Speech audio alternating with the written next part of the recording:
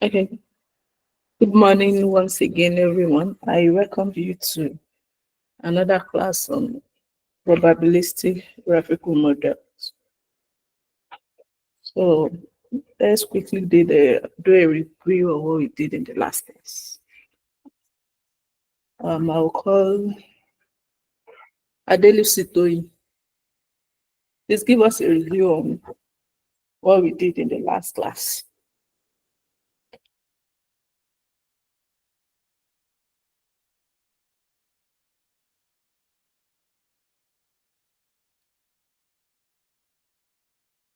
Adelu Sitoyi, are you there?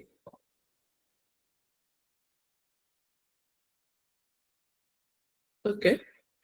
Adetono, Adetoyin. Can you give us a review of what we did in the last class? Morima. Good morning. Thank The, you. the topic for the last class was conditional independence and graph theory. So we talked about conditional independence, the properties, and the three types of structure in conditional independence we have. So we have the fork, we have the chain, and we have the collider. Okay. And then we talk about the separation too. We talk about the pattern blocking. That's the summary for the last class. Should I Yes, explain each step? thank you very much, Adekam. That's okay. Yes, ma'am. Thank you. So, anyone else wants to add to that? Any volunteer who wants to add to what Adetoyin has said?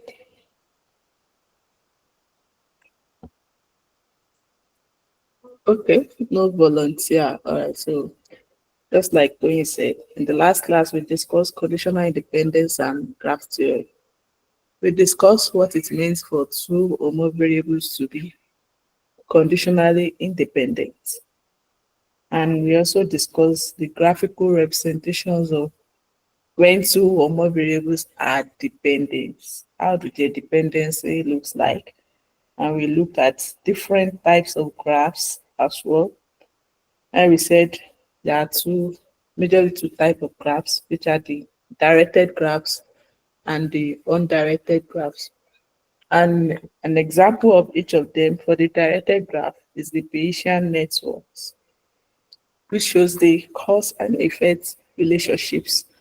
And for the undirected graphs, we have the Markov networks. It shows the relationships but no dependencies.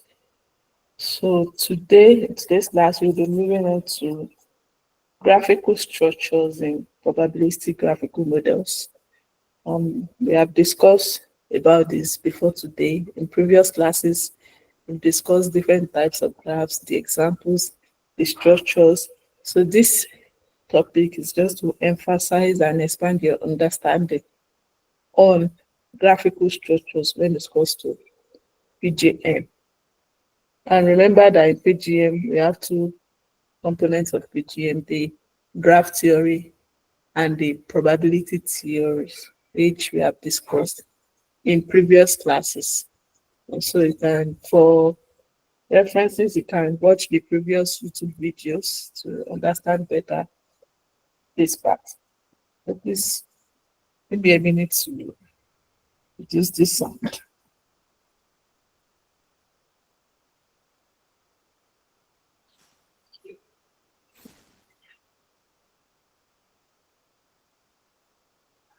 All right, sorry for that interruption.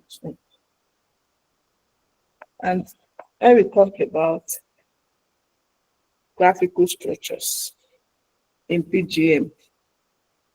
For the graphical theory aspect, we use graphs to show the difference. I believe we all have the course manual with us. Please kindly make reference to page 29. That's the chapter 4, graphical structures and probabilistic graphical models. Yes, thank you. So PGMs uses graph to show how different variables are related. And these graphs are not just for visuals. They help us calculate and reason about uncertainty.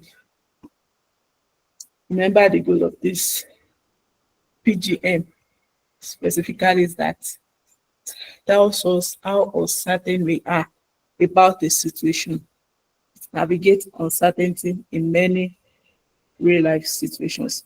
But before we go to stating the types of graph we have under PGM, I would like us to note the few important components of a graph. And the first one is the nodes. We have the nodes.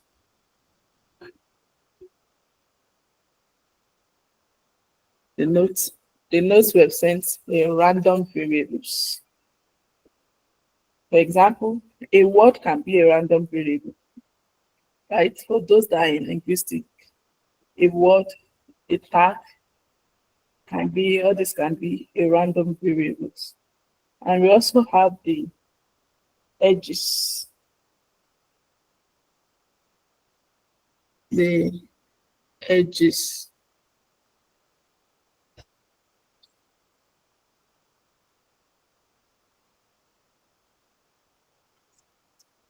Edges can also be referred to as arrows because they indicate the directions or dependencies between two or more variables. So edges always have a direction, that is an arrowhead. And what happens when there is no arrowhead or when there is no direction? This means the variables involved are independent, and in this case, not dependent. Remember, we said the graph tells us dependencies between the variables. But when there's no direction, then we are talking about the dependencies between the variables. So let's take a look at the simple graph. Let's say we have three variables, A, B, and C.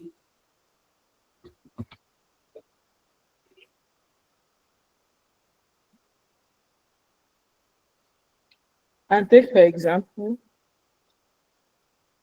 let's say the graph for these three variables is given as this.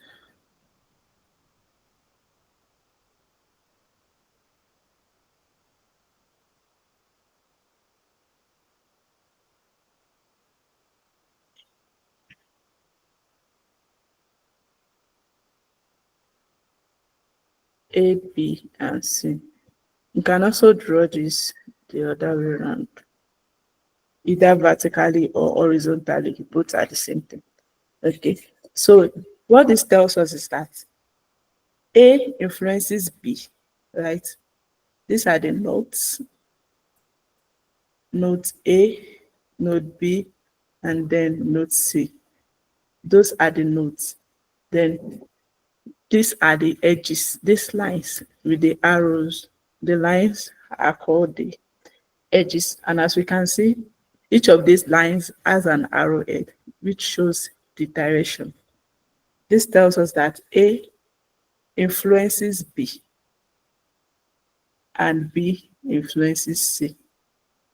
Tells us the cause and the effect. What causes B and what causes A? That's the dependency, the cause and effect between these variables. All right, so I will talk about different type of graph. We have the directed graphs and the undirected graphs. Like I mentioned earlier, and like we stated in the previous classes, an example of a directed graph is the Bayesian network. And another example of the undirected graph is the Markov network. So under the Bayesian network, which is a directed graph, that's where you have the edges showing the direction, the cause and effect with these arrows. So this is an example of a directed graph. This right here. An example of a directed graph. And when it comes to undirected graph, in an undirected graph, the edges have no direction. Just like this. We have A,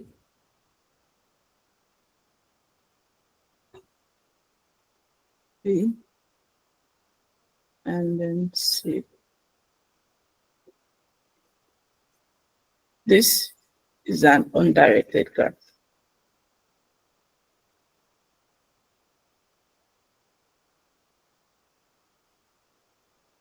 Why? Because it has no direction.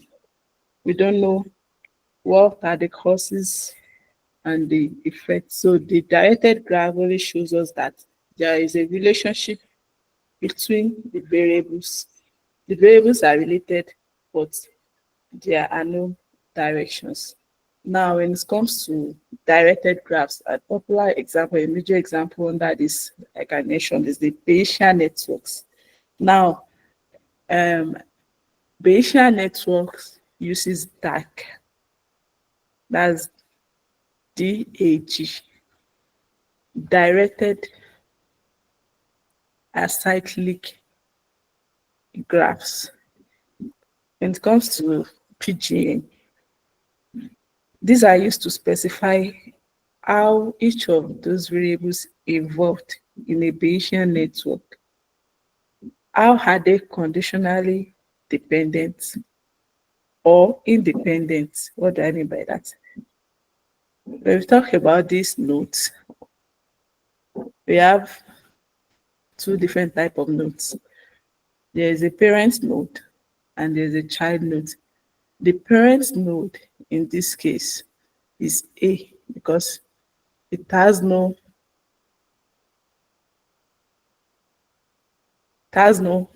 influence. As you can see, A influence B, B influence C. That means both B and C, both of them has influence, but A has no influence standing alone. So that is called a parent node. Parent node can be anywhere in a graph. So when it comes to that, it tells us how each of these variables are conditionally dependent on its parent node and independent on all other given nodes that may be present in any graphs that we have. So the edges, as I mentioned earlier, shows the direction and the dependencies, or we can call them causal relationships in a graph. And the directed graphs, one of the features also is that this A stands for acyclic. Why do we call it acyclic? Because it has no loops. There are no, you can't go in a circle or return to the same. For example, let's say we have, let's consider the three variables A, B, C, A, B, C. But this time we have A,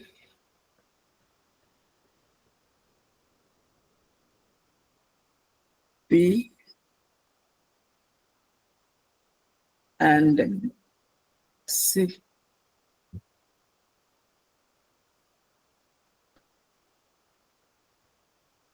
The arrow from A or arrow from any of these variables could point to anywhere. So let's assume that the arrows point from A to B and then point from A to C, meaning that A influences B and then A influences C as well. That is, A influences both B and C, but no influence between B and C, right? B does not influence C. There's no, if we are to put an edge here, there's no direction, isn't it? So you can go from A to B and then continue from B to C. This is not cyclic, right? And from C, you can't go back to A. That's why it is called acyclic. A cyclic will be something like this. You can go from here to here and then continue from here to here. That's what we mean by cyclic, right? But for a DAG, it has no cycles. So no loops. You can also call it no loops, and you can't go from one node and then return to that same node. That's what we mean by acyclic. Now, another example like we have in our course manual here is, let's look at a scenario where we have the rain, wet grass, and sprinklers. So we have that rain influences the grass to wet. Let's say rain to be R. Influences the grass, let's call it G, to wet. And then sprinkler as well also influences the grass to wet. So both rain and sprinkler are causing the grass to be wet, right?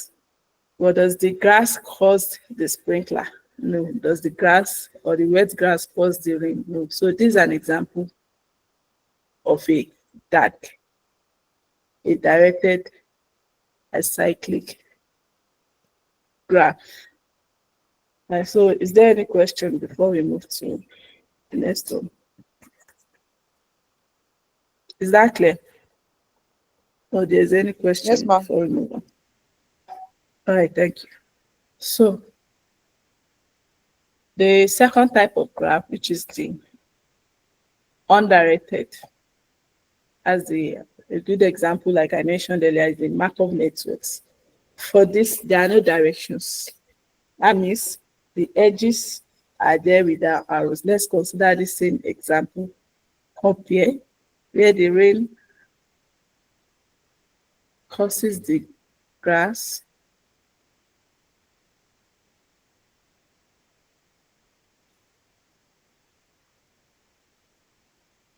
and then the sprinkler the grass. In this case, we don't know which causes which because there are no arrows. There can also be an edge here, but without arrow. So that's where we have a Markov networks. A Markov network or a Markov random fits use undirected graphs. And these are used when relationships are mutual and we don't want to assume a direction. You get that? And another example here is that the smoke, fire, and alarm. This shows that fire is related to both smoke and alarm. Let me put that on the whiteboard here. We have the smoke,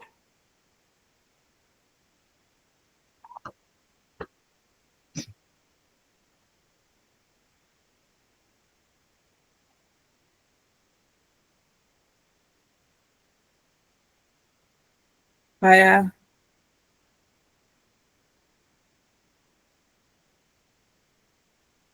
and then alarm.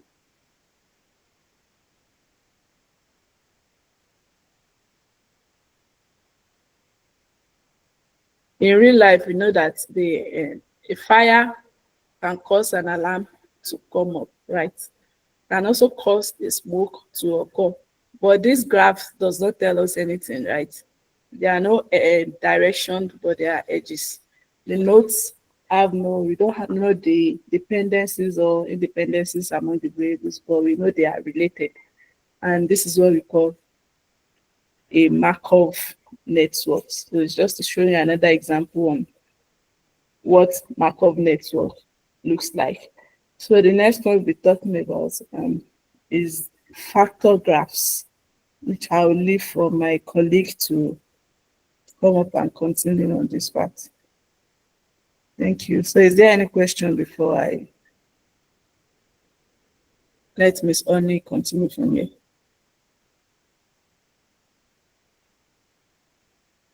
Okay, I believe that is well understood. Miss Oni, you have the floor. Thank you.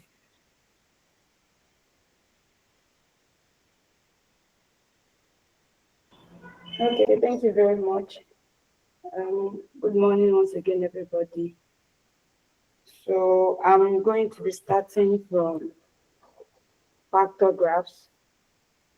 And I want to believe that we have our materials with us. So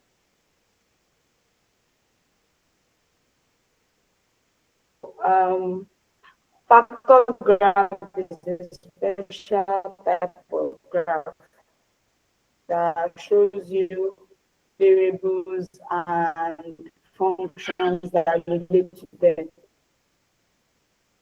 When we are writing it, we are going to be having something like inclusion of our F,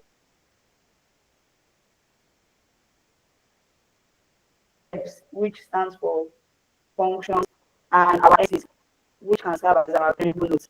So we have it in our material here that our variable notes will be in circle, while our factor note is going to be in square. So I'm going to share my whiteboard. I think someone is raising up his hand. Chief Udo. Miss Ali, Chief Udo is raising up his hand. No, it's not up. Yeah, Okay, good morning. It was about the screen, ma. Thank you. really? His hand is not up here.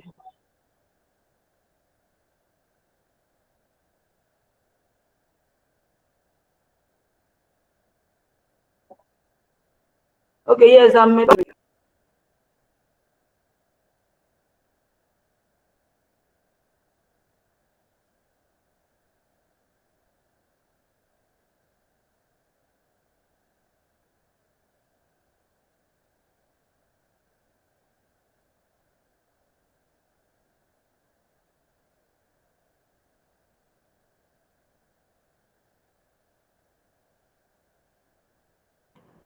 okay, so can we hear me now?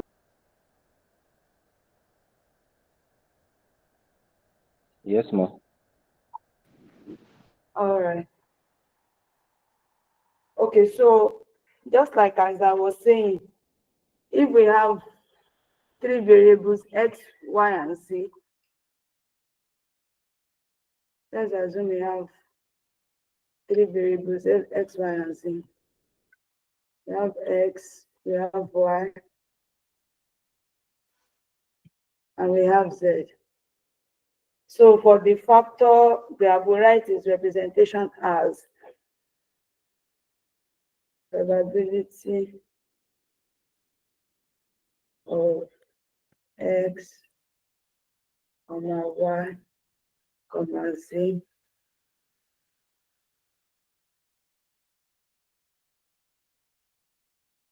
which will give you something like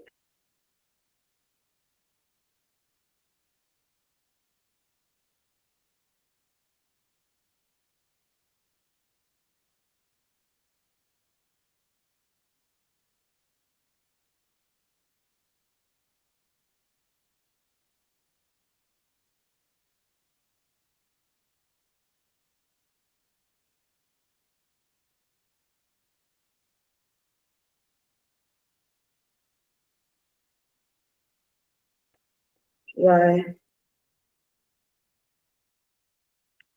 and z.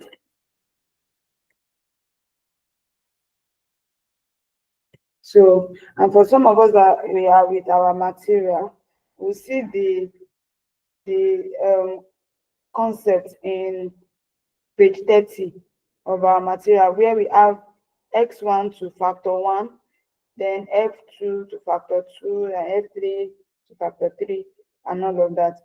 And this shows that x1 and x2 are involved in factor of x1. Then x2 and x3 are involved in factor of x2. So in this now we are having something like, let's say x and y. So x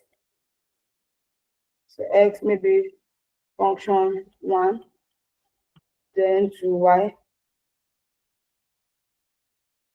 then to function 2, function 2, then to Z. So these nodes are going to be in circle, but these functions are going to be in square. Please don't mind my drawing of the shapes. So as to be able to identify easily which one is a factor or which one is a function and which one is a node. So you are going to have the representation like this. So this factor graph is really helpful when we get to sum products and belief propagation. I hope we'll be able to get there before our exam. So another concept, or the next three concepts, are very connected to something that we call junction tree algorithm. And we are going to be looking into the three concepts, but I will be sharing another material with us. I'm going to project my screen now and share another material with us that might help us to, so that we can also probably read on it again and again. So, but before that, let me start by explaining what moralization and triangulation, what it means. So, in moralization, obviously, we use moralization when we are talking about DAG, Bayesian network, directed acyclic graph. And we use it to turn a DAG into an undirected graph. Mrs. Kafaya had already explained to us the difference, and I know that we should have an idea already before now what the difference is in DAG and undirected graph. So when you want to turn a directed graph to an undirected graph, then you seek the help of the moralization concept. And what does moralization?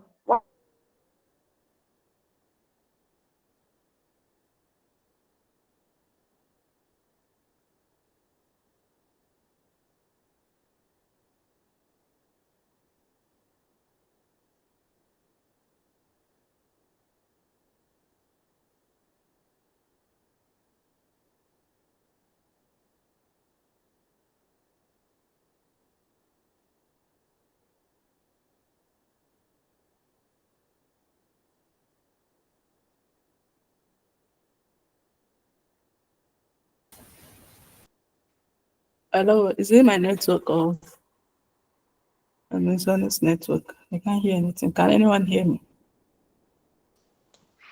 I can't hear her. I guess it's an I can hear you. Okay, okay. She'll be back in a few minutes.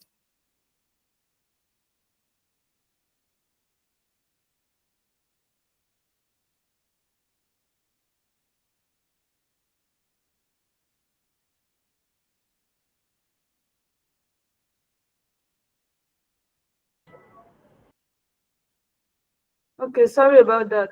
It was my internet connection. Please, can we hear me now? Yes, Yes, we can hear you, ma'am. All right. Okay, so I was saying that I was explaining moralization. I want to believe that I was still connected up to that area. So I was saying that the first thing you will do is to marry all your parent nodes in your graph, and then the next thing you will do is to drop all the directions of the arrow. So this is what we'll do. Let's assume we have X, we have Y, we have Y, and don't forget that we are dealing with a directed acyclic graph. It means that it can't go clockwise or anti-clockwise. At some point, the connection gets terminated, just like how Mrs. Kakayat had explained. So if I'm coming like this from Y to Z, I can't go from Z to X. If the arrow is the other way around, and then X also is now linking to Y, then that's cyclic. But this time around, this is not cyclic. So in this case, who can identify the parent nodes in this graph?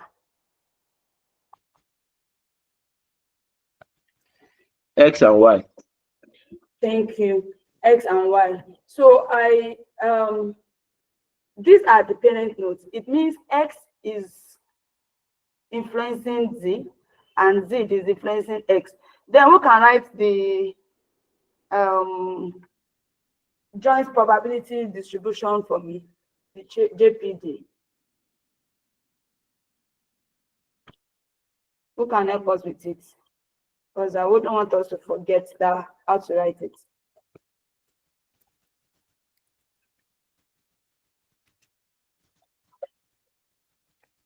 Anyone?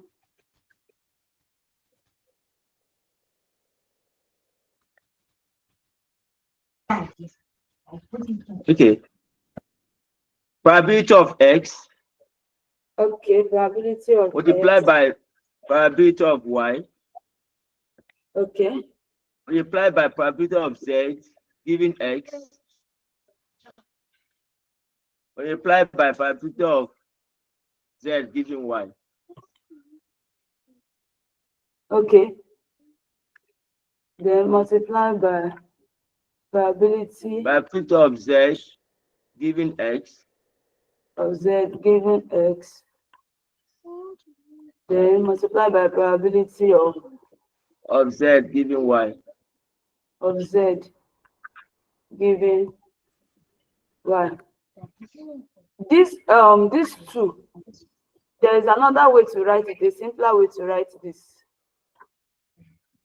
Do you know or can you remember? Probability of Z given X and Y. Yes, X comma Y. So it's going to be probability of Z given X comma Y. Y. Thank you. So when we now want to do moralization, what you will do is that you will marry dependent nodes. How do you marry dependent nodes? You just have to add edges between all parent nodes of a common child. So this is their common child, and you just add edges to it. So once you have had edge to it, don't forget that this edge is not going to have any arrow. It's just a normal edge. Then the next step is you drop the directions of all arrows. You drop the direction of all arrows. What's that telling us? So we then have something like this. So at the end of the day, what do we have? We have an undirected graph. We have an undirected graph. There is an example also in our material here using A, C, and B. A and B being parents to C. So you connect this is not actually a graph. If you have drawn it with a graph, what you do is first connect the parents, then you drop all edges. You delete all the edges, all the arrows that the edges have. So by so doing, you have made the graph moral. You have made the graph moral. So when we talk about moralization, this is just what is expected of us to do. And then I said I'm going to explain the triangulation before I share the material with us. I'm coming.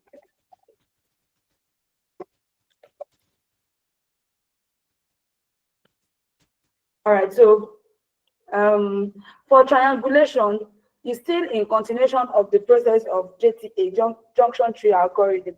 So triangulation is the process of making a graph cordial. It means that for every circle of 4 or more nodes, you put a shortcut edge called a chord to it. And I think at this junction, I might have to share the document I talked to us about. Actually, the document is in our Google Classroom platform, but I'm sure that some of us have not even explored to that extent.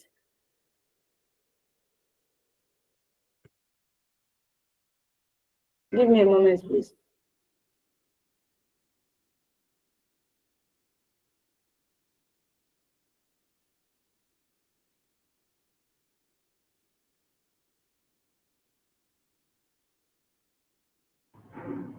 Okay, so under the ebooks, you come to your classwork here, then under ebooks, click on the learning PGM in our ebook.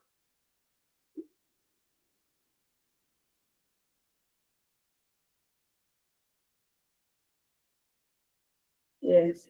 So is this material that I want to pick few graphs from to explain, but at our own leisure, you can also read on it.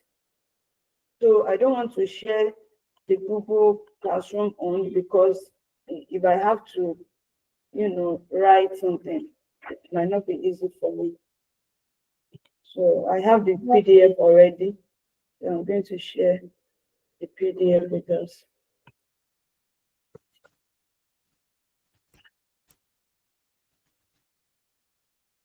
Variable elimination, some products. I mentioned some products and belief updates earlier. Okay.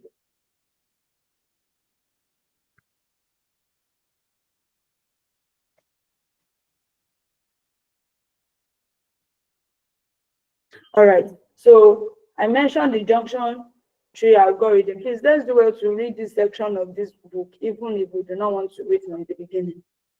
So we have an example here. The building of a junction tree, you go through 4 phases in order to transform the graph into a tree. Is one of the algorithms. Some product is also an algorithm when we are dealing with this kind of inference. And junction tree also is another one. Now, the first thing you do is you moralize your graph, moralization of the graph, which consists of joining each pair of parents of each node with an undirected edge. Now, let's look at this. Look at this graph. I think it was Mr. Adedamala that helped us with the JPG of the other one.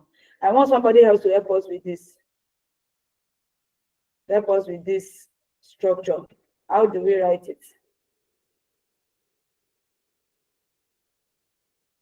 Somebody else.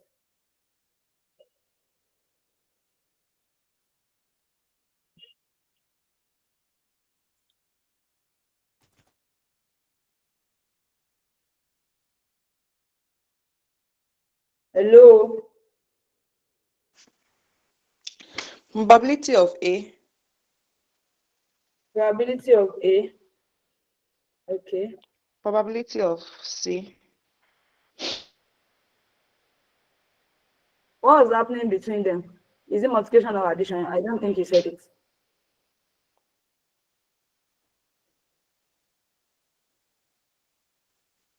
Ma? Multiplication.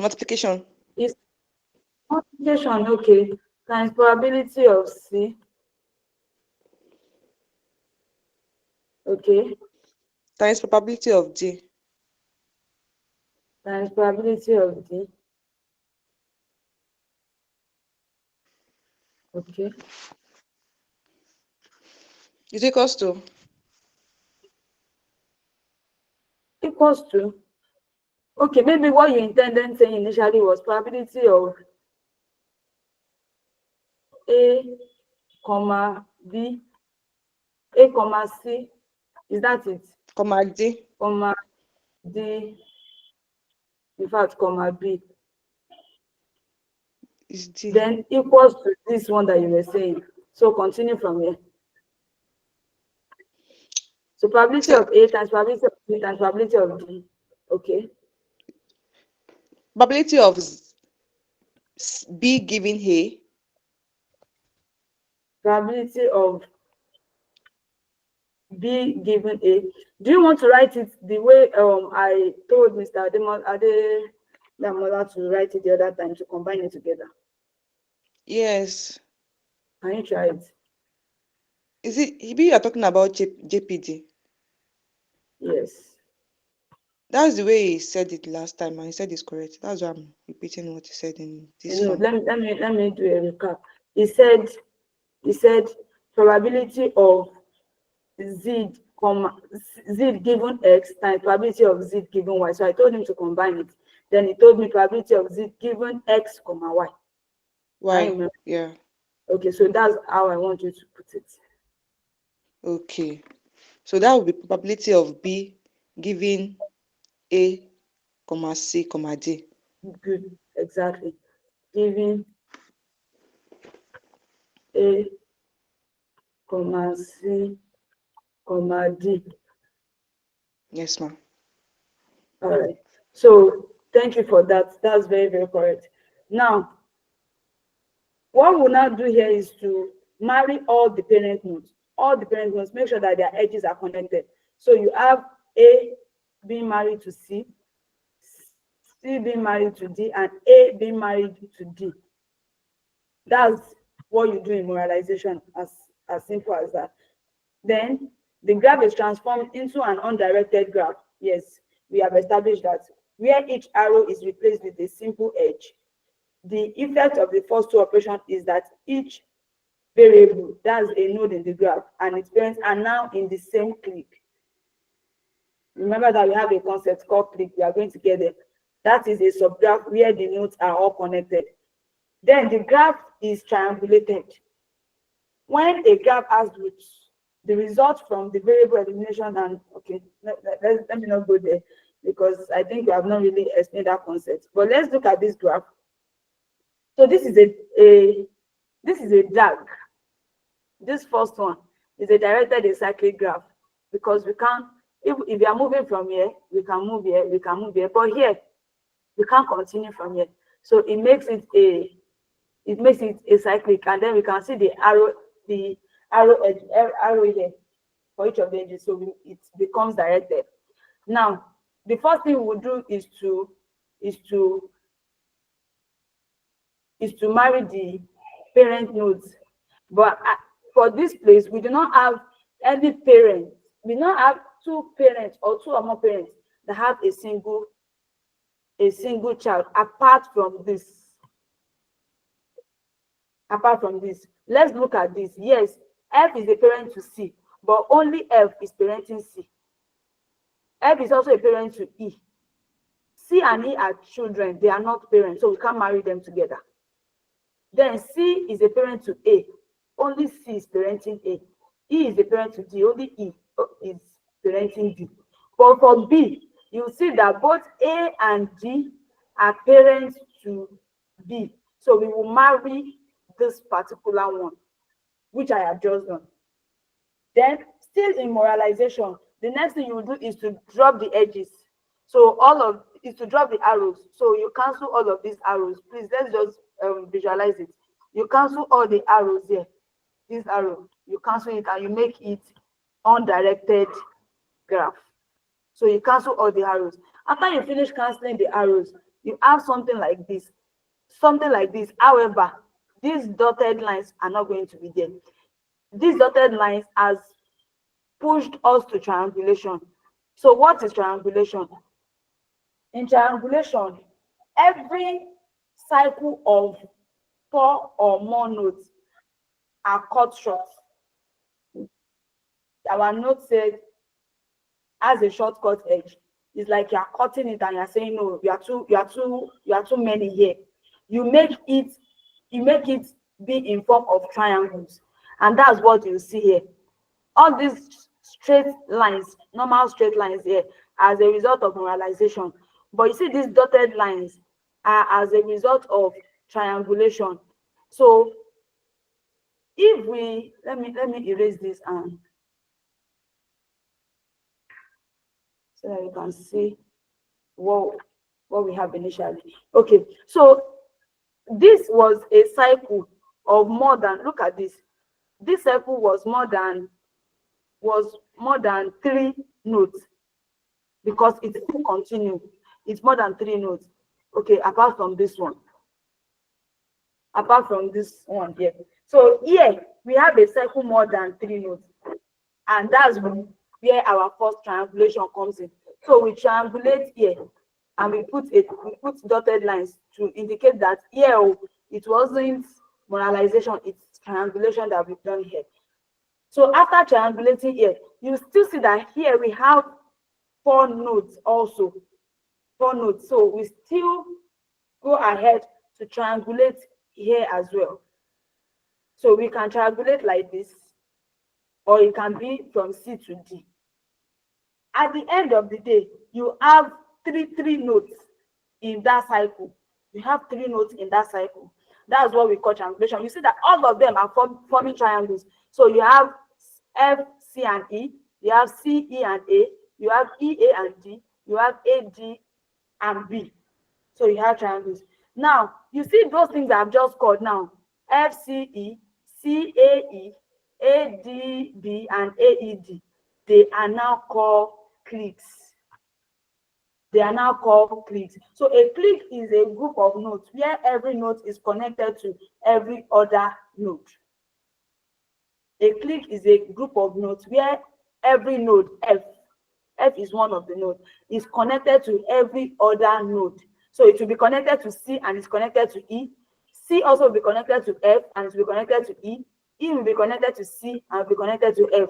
So it's like a progression. The first thing you do is moralization. Marry all parent nodes with common child and then drop the directions of all arrows. The next thing you do is triangulation. For where you have 4 or more nodes in a circle, triangulate them, break them using a chord. It's called a chord. Then the next thing you do is to identify your cliques. So finding each clique of the triangulated graphs and joining the nodes from each clique into a single node. Computationally, if we are really going into junction tree algorithm, you have this formula where this is your cluster and this one will be your separator. This is another graph where you can try it out. Let's try it. So we'll see that A and B are parents to a common child C. If you are doing moralization, what we will do? We'll marry this. D and C are parents to E. Please, if you are not getting me, feel free to interrupt the class and let me know if I'm too fast or you're not getting it. So C and D are parents to E. So you marry them. However, F and C are not parents, they are children to C, so you can't marry them. You can't marry them. And you can't marry this one as well. Okay, there is a bit of an error in few parts of this textbook, and here is one of it. There is another error here in case we decide to go through it. There's another error here. The numerical representation of this, it's not correct. So what we have here is the correct one. What we have here is the correct one. So please, when we are reading it, let's read it with care. Okay, so we have this. You can see that we've just done what we have here. So please, you have to first understand the parent and the child relationship first before you can moralize. So after you are done with moralization, you remove all of these arrows, the directions, you remove it so that you can have something like this. What you have done is moralization. Then the next thing is to triangulate. The next thing to do is to triangulate. So if you have any part, any cycle of 4 or more nodes, then you triangulate. Let's carefully look at it. Do we have any circle of 4 or more nodes? No, but we can put dotted edges here so that we can have triangles. We can put dotted edges here so we can have triangles. Then at the end of the day, we have junction tree algorithm. Then somebody will ask me that, how did we get here? Because we didn't do something like that in the first place. Now, I told us earlier about separator and clusters. Separator and clusters. So in this case, this is our cluster and this is our separator. How did we get here? From the graph here, we have A, B, C. This is one clique. Hope we remember. This is one clique. So it's going to be A, B, C. However, initially C was the child, if you remember. So that becomes our separator. And that's why you will have the tree. Don't forget I mentioned junction tree algorithm. That's why you have the ABC. which is the cluster, the clique actually. Then you have the C, which is the separator. Then we come here, you have your, this is another clique, DCE. For this DCE, who can help me? What will be our separator? DCE, what will be our separator?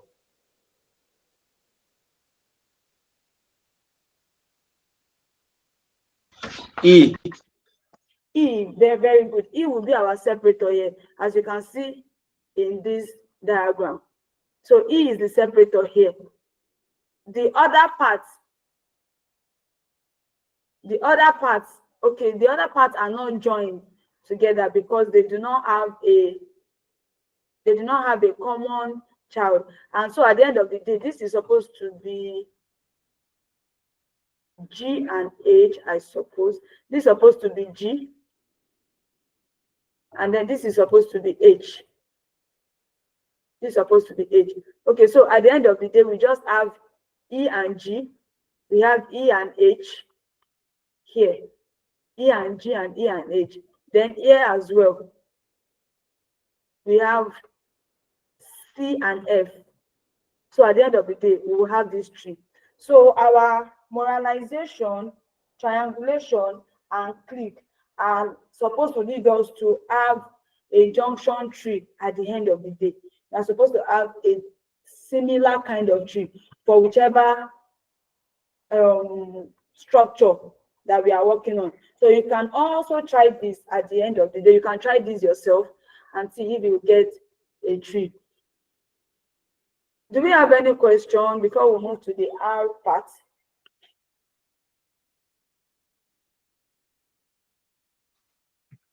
Okay, so if there are no questions, let me share my R screen.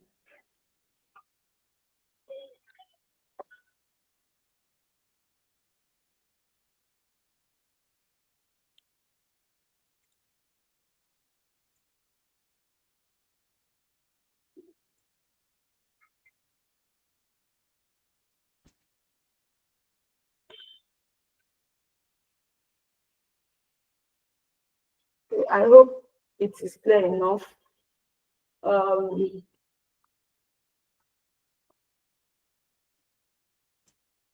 right, so we actually have the codes in our materials, and I would encourage us to try it out as well, type it out and run the codes, get familiar with it, because we never can tell. You might be writing codes in your exam. You never can tell.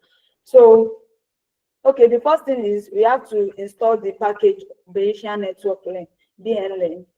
Install it, but if you already have it installed, just load it using the function library. Then the next thing, I think we also have it in the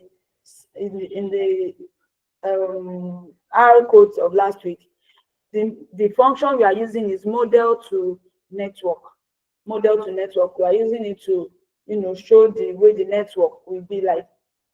So the example that Mrs. Kafaya showed us the other time, which was the rain, the sprinkler, and the wet grass, we have the rain here being a parent node.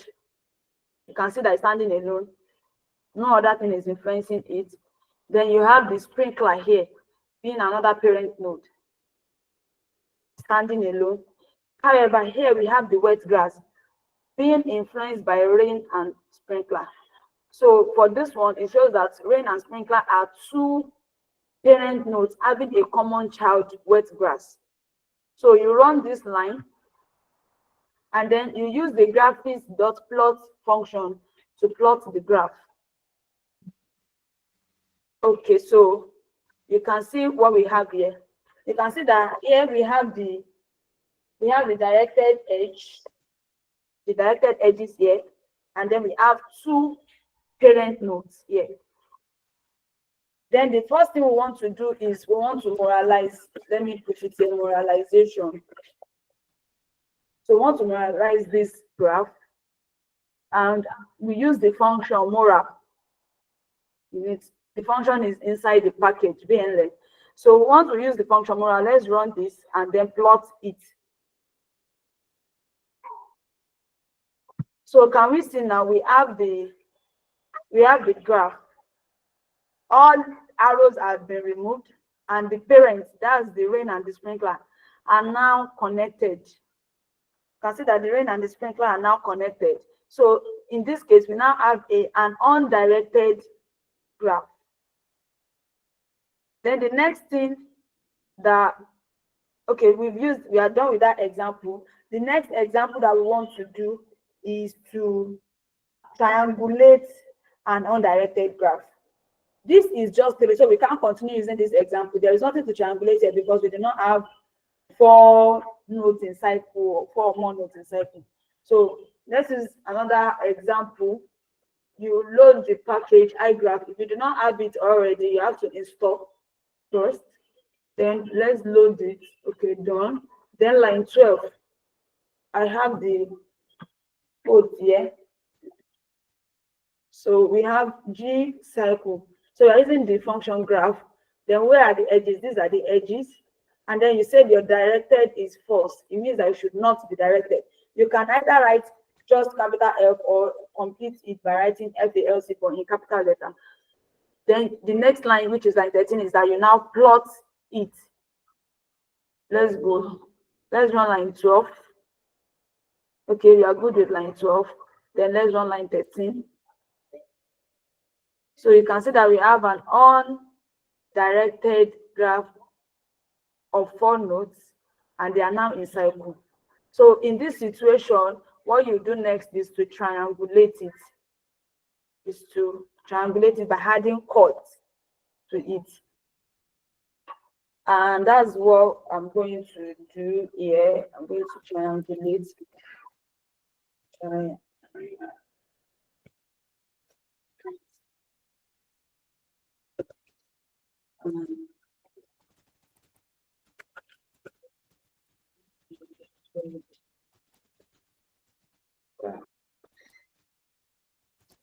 All right, so that's what we are going to be doing here. Then we plot it to see what we have. Okay, so you can see here now that we now have triangulated graph with chord AC. So we have it here, AC. So that brings us to the, okay, somebody saying something. Yeah, sorry, please.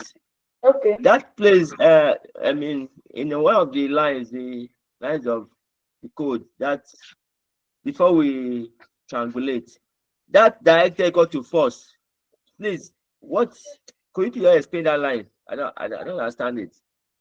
Okay, that's line 12.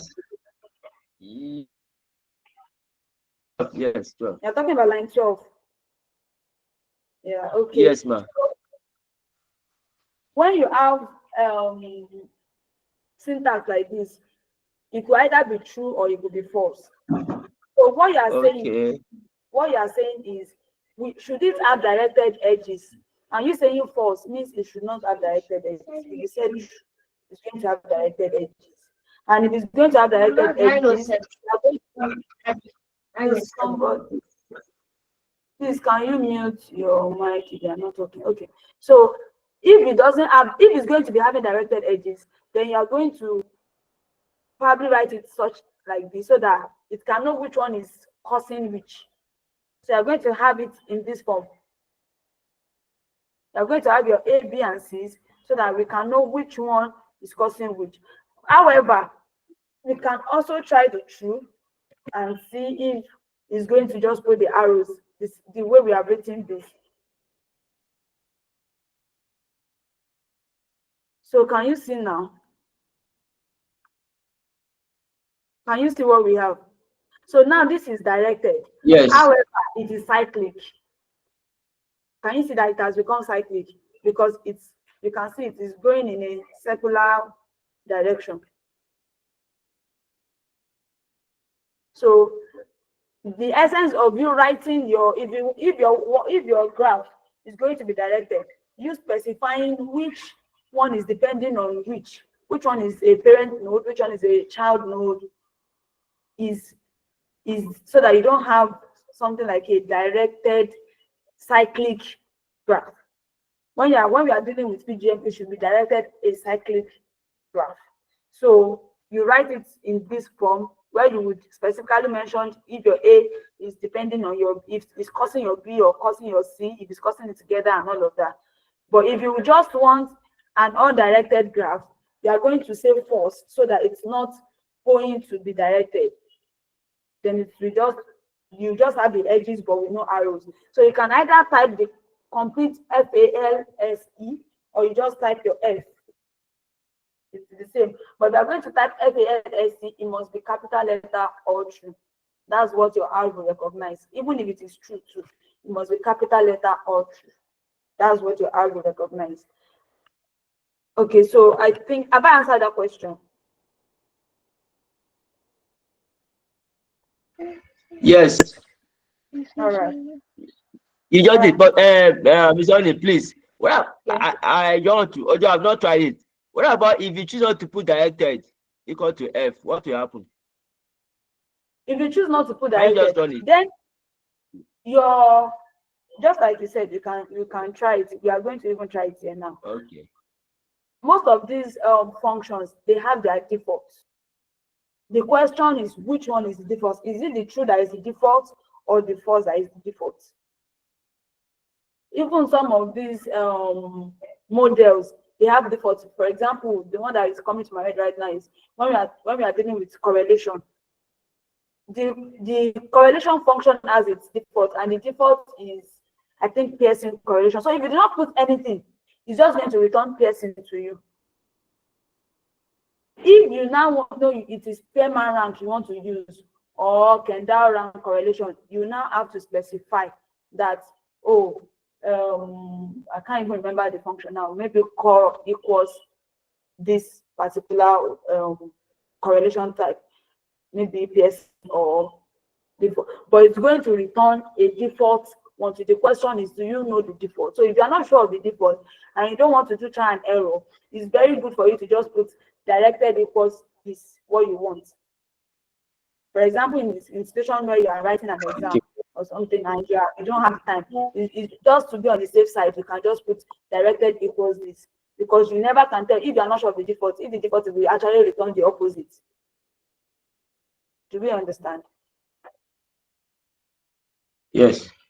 So I said right. we're good. So yeah, let's try it. Let's see.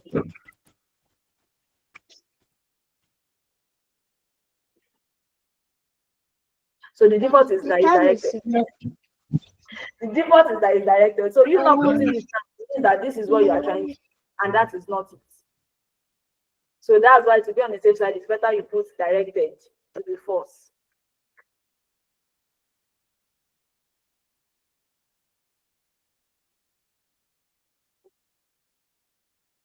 To be false, since this is what you are trying to represent. Do we get that now? Yes. Okay, so I don't know if Mrs. Kafaya will be taking the exercises with us, but before I will give her back the platform, let's quickly work on the multiple choice questions. We have 10 questions as usual. So I'm just going to call names. If you do not have the material, please let me know if you don't have the material, even though it's not very advisable at this point for you not to still have the material. But I will just call us. If you do not have it or you're not with it, just let me know. So Mr.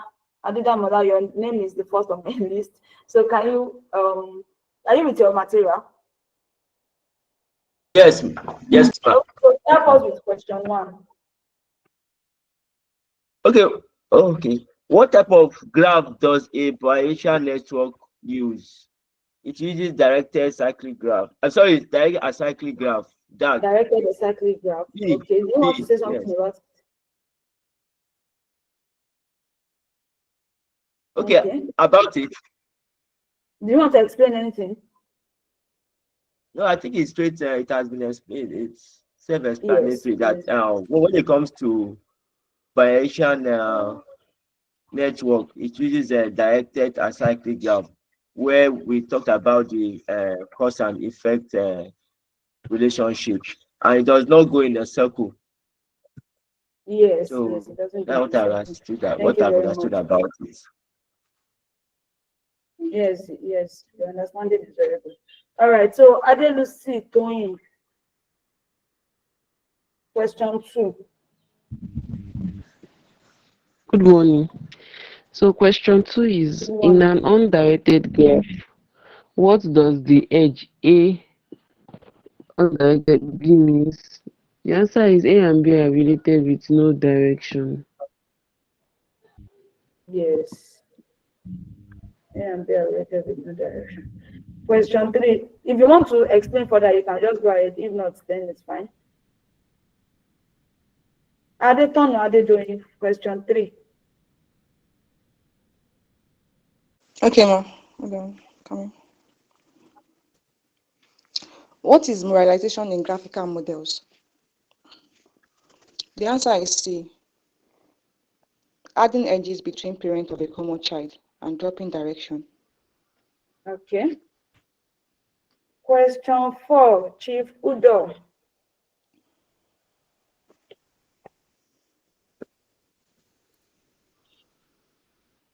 Chief Udo, are you with us?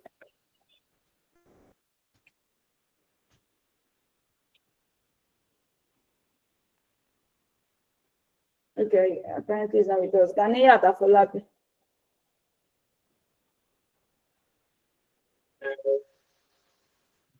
Ganiya Afolabi. Chief Udo is not in the class. Ganiya is not in the class. I'm in the Oh, class. he's in the class. I'm trying to open the material.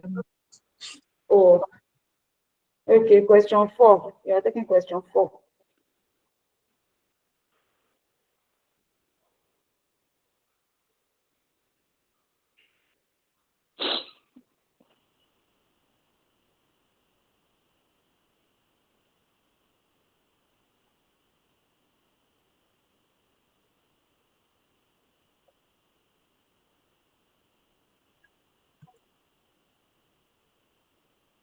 Ganiya, we are still waiting for you.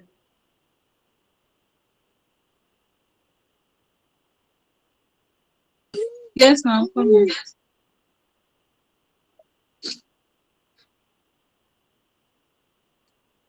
Okay. If you are Question. using this, you are in 35. Okay. What question, ma'am? Question 4. Why is triangulation important? It makes graph chordal for efficient inference. Option C. Do you want to explain anything? No, ma'am. Okay. Actually, if you go through the material, I think I didn't mention that. If you go through the material, you will see, I think it's written there, the whole essence of moralization, triangulation, putting chords, bringing the cliques and the separators is to make our computation and inference easier. Is to make it easier. All right, question 5. Cassava beef. Question 5. Ah,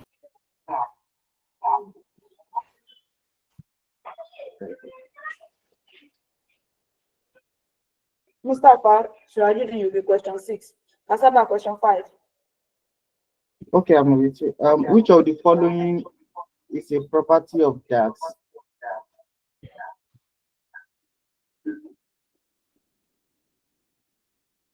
I believe they always have directed edges. Okay. Do you want to add anything, any explanation? No, ma'am. Okay. But though you explained that DAGs has they have no loops, so that means they can go in a cyclic format. Yes. So you explained that in the Oh, explanation. okay. Yes, that's good. And they do not only form marginal probabilities. No. Okay, so Mustafa, Surajudin. Then I'm sorry, ma, Oluwaseun I've gave gotten it, but I'm not with it here. I've gotten the material, but I'm not with it yeah, here. but you're not with it. Okay. Okay, Yes. Oluwaseun gave question 6 then. Why do you let education be prepared for question 7? Question 6. Yes. Factor graphs contain the options: only variables, only edges, variables and factors are separate nodes, triangulated click. So I'm going for variables and factors are separate. It's just like as we've explained from that other material. Yes. Thank you. Okay, that is question 7. Then let's move to question 8. So question 7 says, what is a clique in a graph? I think is a fully connected subset of nodes. Okay. You want to explain? You should explain. You should have something Like to for now, I don't know how the explanation comes. Like, you know, the subset of the nodes, like, Okay. so they are called cliques, like they work together, so they are subset like a family. Okay. Look at the screen, that picture that we have. Yeah. So what will Yes. you call a clique from that picture? The A, B, C, and D. The ABC and D. What will you do, and how will you have a clique? I don't know, sorry. Okay. So let me help out. Just Thank like you you. have said, what you will do is, since there are no, it's already undirected, it means that we have passed through that moralization stage. Then the next thing is to triangulate. Since we have 4 cycles, it's more than 3. So you triangulate it to have 3. So you put a chord, maybe something like this, or something like this. It depends on where you want to put your chord. So you put your chord, then by so doing, you now have 2 triangles, right? So each of those triangles become a clique. So this will be a triangle, and Okay. then this one too will be a triangle. Then they will become a clique. So what we can now say is that they are fully connected subset of nodes, such that C will be connected to D and A will be connected to C and D will Okay. be connected to C and A. So that's the explanation for the right option that you chose. Thank you. You're welcome. Then question 8. Then we'll go back to Adedamola Afolabi, question 9. Then Adelusito in question 10. So Mr. Oyele Timothy, question 8.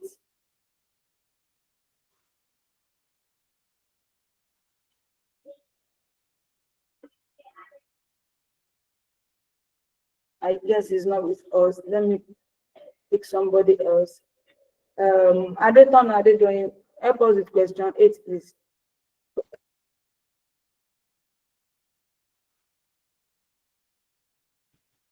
Adeton Adedoyin.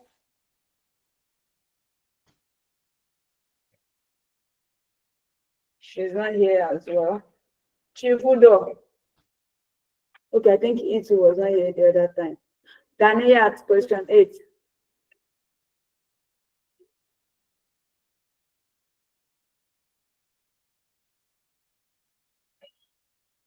I don't understand. Daniel,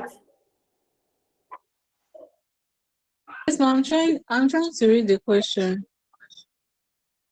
what do potential functions describe in Markov network? Potential functions describe in Markov network.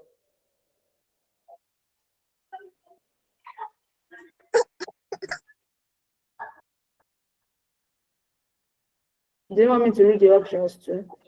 A, direction of edges. B, the strength of relationship between nodes. C, node Yes, probability. it describes the strength of the relationship. The strength of relationship. You have to explain.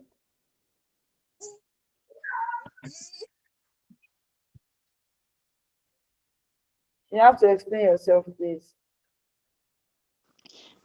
Sorry, ma, I was hearing my name. Network was bad. Oh, sorry. I wanted you to attend to question 8, but Ganiat is already doing justice to that. Okay, ma. Ganiat, you are muted. You don't want to explain? Okay. Yes, Okay. okay. The Markov network uses potential functions to describe the strength of relationship. And since it uses undirected graphs. Okay. All right. I'll just let that one go. Then question 9. Who's taking question 9? All right. It says which of these operation prepares a DAG for undirected inference is moralization. The essence of moralization is to connect these directed edges so that become undirected. And we can now move on to factorization and the other things. Okay. All right. Thank you. Then question 10. Question 10 is Adelusi. Adelusi, Tony, are you there?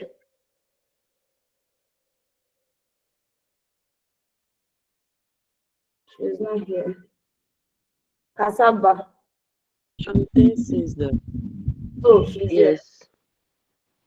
Question 10 is a graph is chordal if the answer Yes, we is can hear you every now. cycle of the answer is every cycle of length greater than 3 has a shortage edge.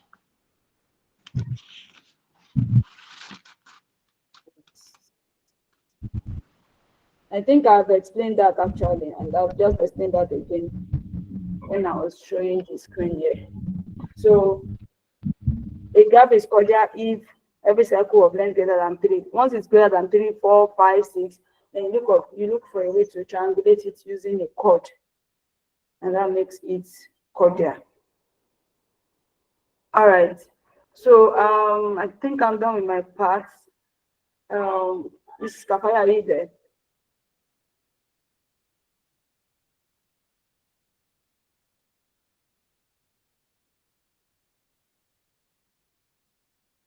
Hello.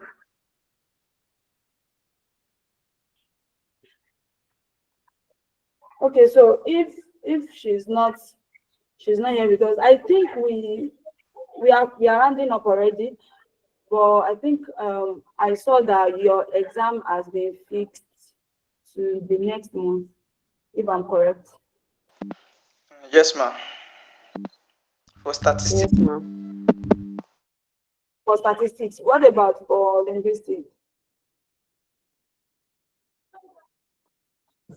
Middle of September, ma. Mid of September. Okay. Do you have the timetable already, Ghanaian? No, not yet. Okay, I was going to ask if your exam and if the PGM is together. Your PGM is together. Okay. Anyway, so I think we have to hurry up and fix a time for the tutorials, revision, and all of that. So we'll be expecting probably by next week. In fact, next week is the only time we have to be able to fix tutorials, I think. Because I think the timetable I have, your exam starts on the 8th. I'm not sure. That's what I think I saw.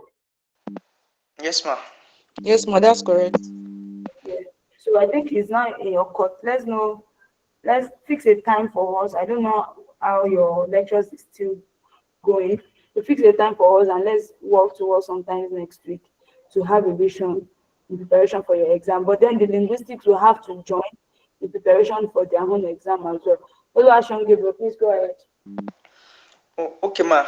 Since most of us are already here, I think we can actually agree on it. It's made for us in statistics. There's no more lectures. It's only PGM that we are still doing. So for linguistic students, if they can give us when they are free, so we can be able to see how to put it together. I think that would be like an option. Okay. So linguistics people, please can you react to that?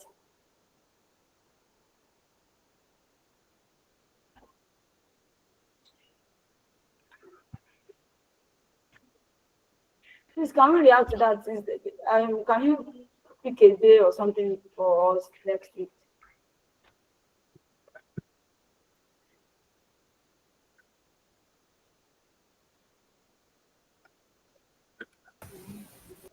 Miss Oni, Yes. sorry, you yeah. No Thank you. problem. I was already rounding up, sir. But I just wanted Yeah. to. We're talking about the tutorials.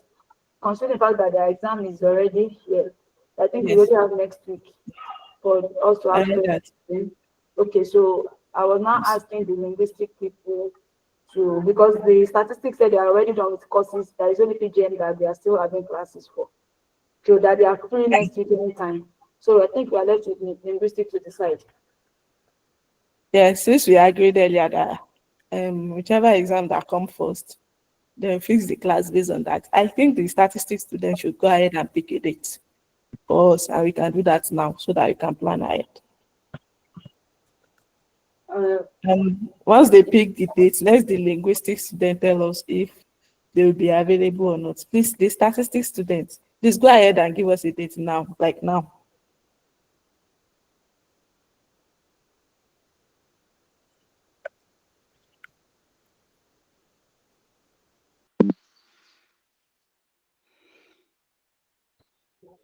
Okay, today is 29 and the exam is on 10. That means the week time will be happening. So when should we have the tutorial? Next week. 2nd of September. That's on Tuesday. Tuesday. Yes. What about the linguist? Is everybody in agreement with that or statistics students?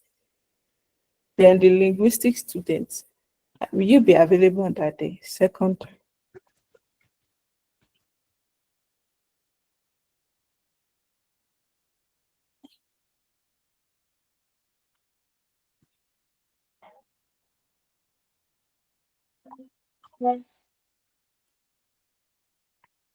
Ma, I can't hear what is going on.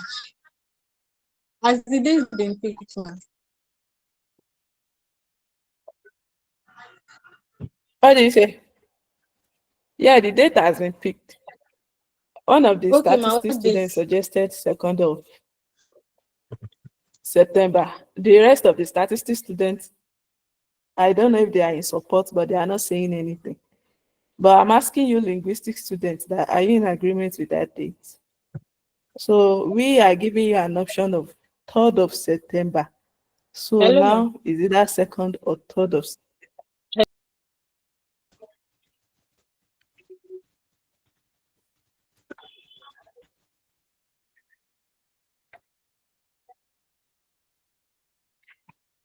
Yes, we can hear you, Ganiat.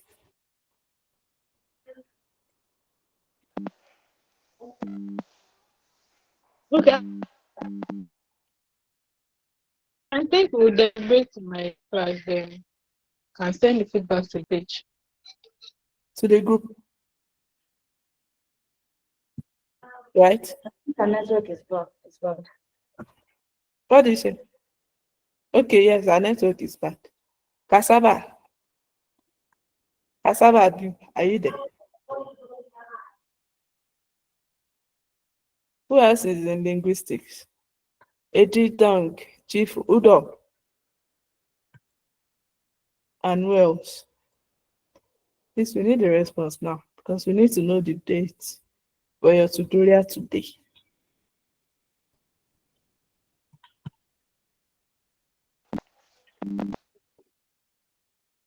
Okay, so